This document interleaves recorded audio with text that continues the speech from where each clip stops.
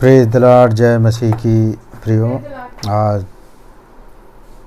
आज के मनन के लिए हम गिनती 23 अध्याय और उसके 23वें वचन को हम पढ़ते हैं। वहाँ पर इस प्रकार से लिखा गया, निश्चय कोई मंत्र याकूब पर नहीं चल सकता और इस्राएल पर भावी कहना कोई अर्थ नहीं रखता।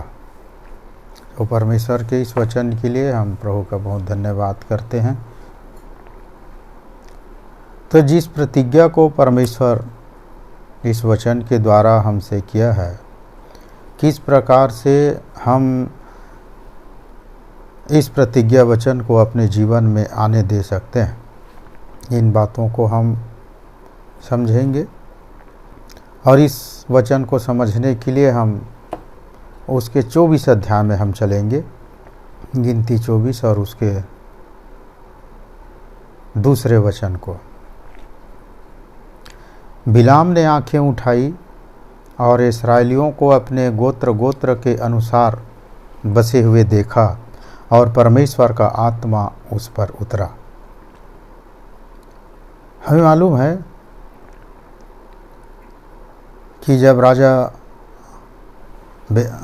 बालाक इस्राएलियों को श्राप देने के लिए जब भविष्यवक्ता बिलाम को बुलाता कि आओ तुम मेरी ओर से इस्राएलियों को श्राप देना, बिलाम चला जाता है और जैसे ही वो श्राप देने के लिए वहाँ पर खड़े होता है और देखता है, जैसे हमने पढ़ा 24 के 2 में, बिलाम ने आंखें उठाई और इस्राएलियों को अपने गोत्र गोत्र के अनुसार बचे हुए देखा।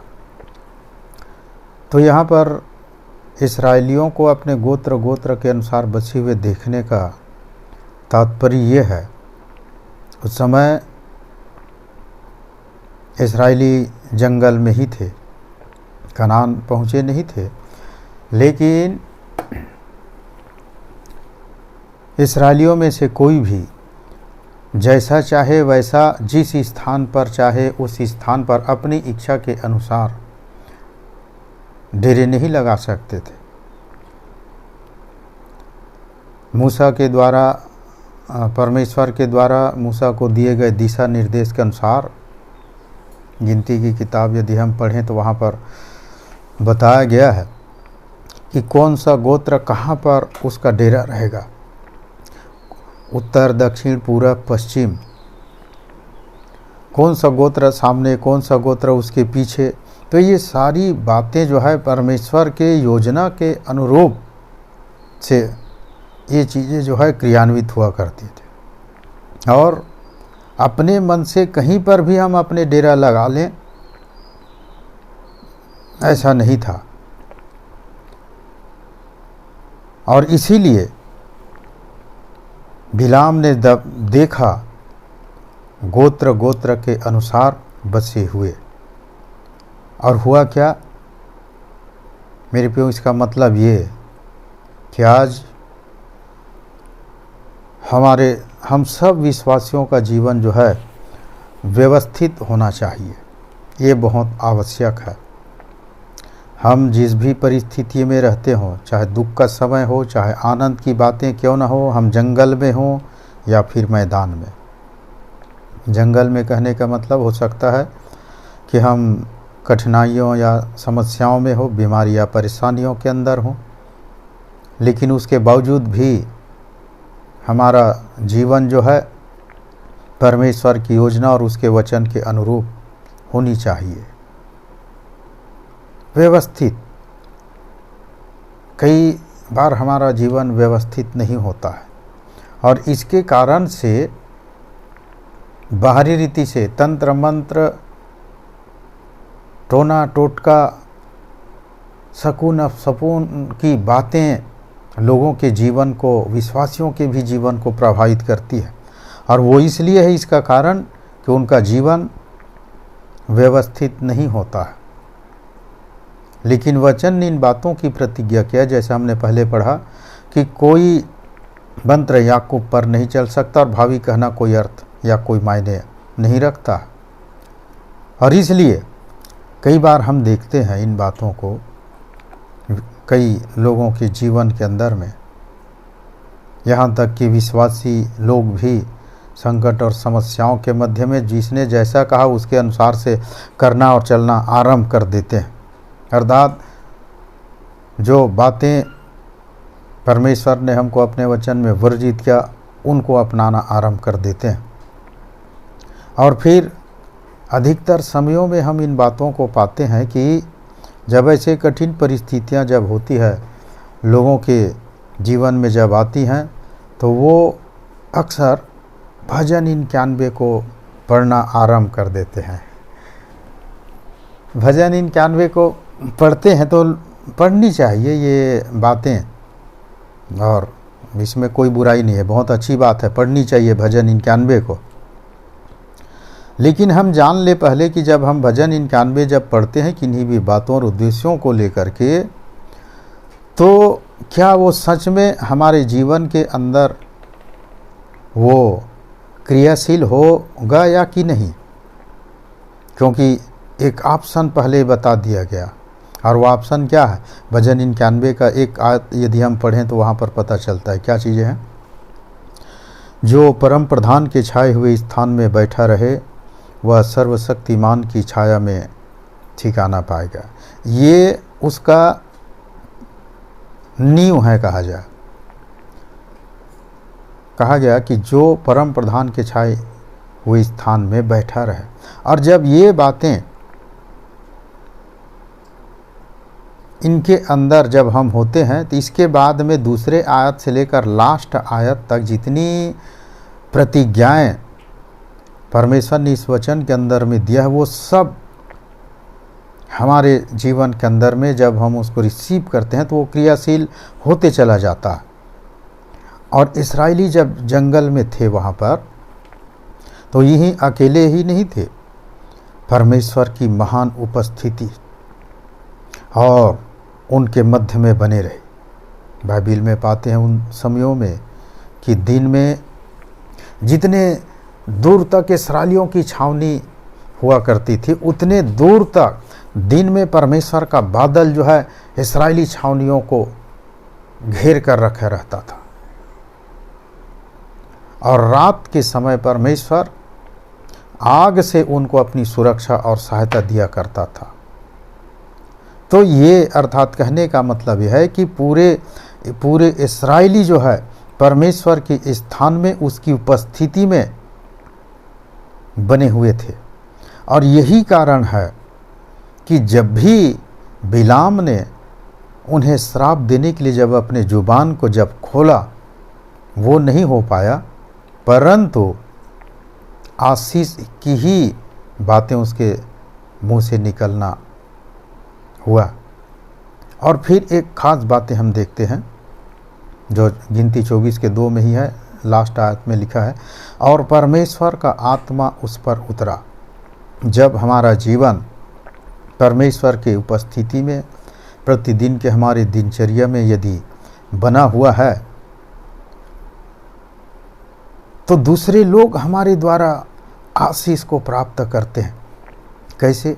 हमारे चाल चलन, हमारी बातों के द्वारा, हमारे कामों के द्वारा, हमारे चरित्र के द्वारा दूसरे लोगों को परमेश्वर आशीष देता है। जैसे कि हमने देखा कि जब बिलाम ने जब इस्राएलियों को गोत्र गोत्र के अनुसार जब बसे हुए देखा, तो परमेश्वर का आत्मा उस पर उतर आया।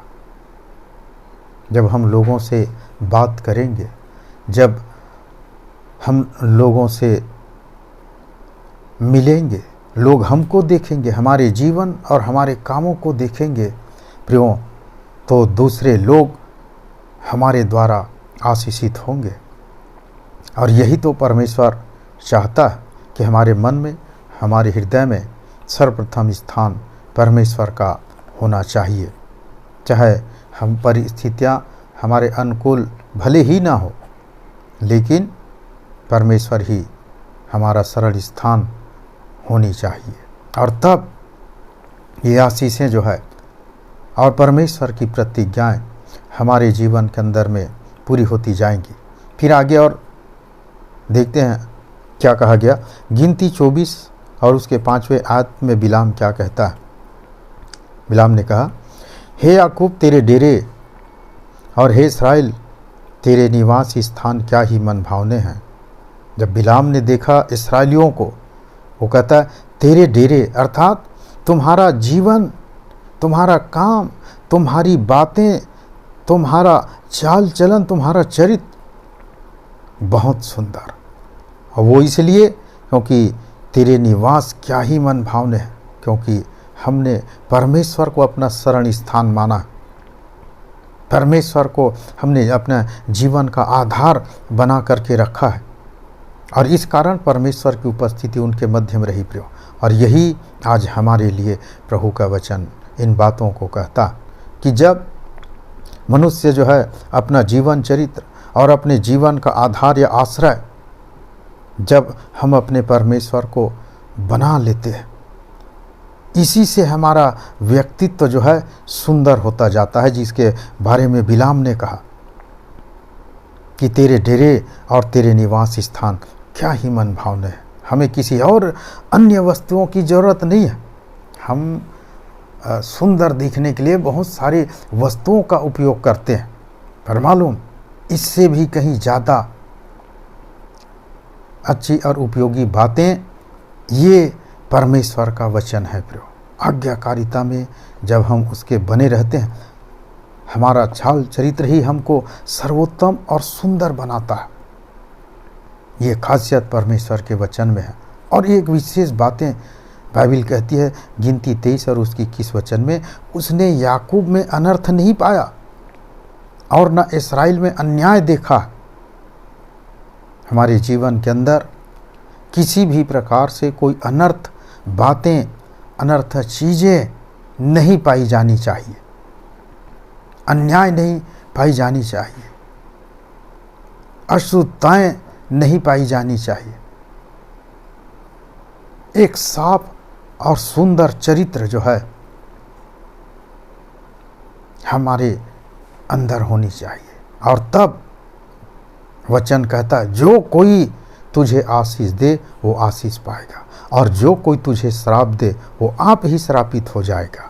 मेरे प्रियो, परमेश्वर ने हमको आशीष पाने के लिए चुना और बुलाया है। हमारा जीवन ऐसा हो कि हम परमेश्वर के अनुग्रह आशीष हम पर नित प्रति बना रहे।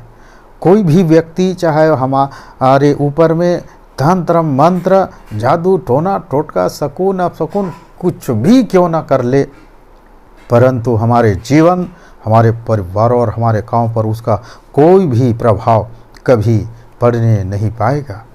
और वचन ने कहा इस बात को कि जैसे हम पाते हैं प्रभु यीशु मसीह ने क्या कहा था, जब तुम किसी घर में जाओ तो कहो कि उस घर का परिवार का कल्याण हो।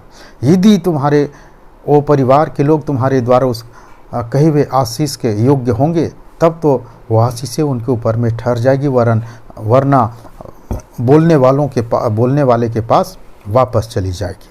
क्यों हमको अपने जीवन इस प्रकार से व्यवस्थित बना करके रखनी चाहिए, चाहे जो भी परमेश्वर के द्वारा, लोगों के द्वारा कही हुई जो बातें और आशीष जो है हमारे ऊपर ठहर जाए। ऐसे हम अपने जीवन को परमेश्वर की उपस्थिति में बना करके रखें। जैसे वचन भजन 115 का 12 आयत में कहा गया, यहोवा ने हमको स्मरण किया है कि वह आशीष देगा। परमेश्वर हमको आशीष देने के लिए बुलाया है, तो निश्चित रीति से वो आशीष ही देता है। जब आशीष देना चाहता है तो कोई दुष्ट शक्तियाँ हमारा सामना नहीं कर सकती। प्रियो, वो चाहे श्राप देने की कोशिश करे, तंत्र मंत्र चलाने की कोशिश करे, टोना टोटका करने की कोशिश करे, लेकिन विरोधियों के द्वारा बना हुआ कोई भी हथियार हम पर कभी सफल नहीं होने पाएगा। सो आइए प्रियो, हम अपने जीवन को परमेश्वर के योग्य बनाते चले जाएं, ताकि हम सुरक्षित रहें, हमारा जीवन परिवार सुरक्षित रहे, हर क्षेत्र सुरक्षित और आशीषित बने रहे। और इस प्रकार इन सारी बातों के द्वारा प्रभु आप सबों को बड़ी आशीष दिए। प्रभु आप सबको बड़े अनुग्रह आशीषों से परिपूर्ण करे। जय माँ जी की।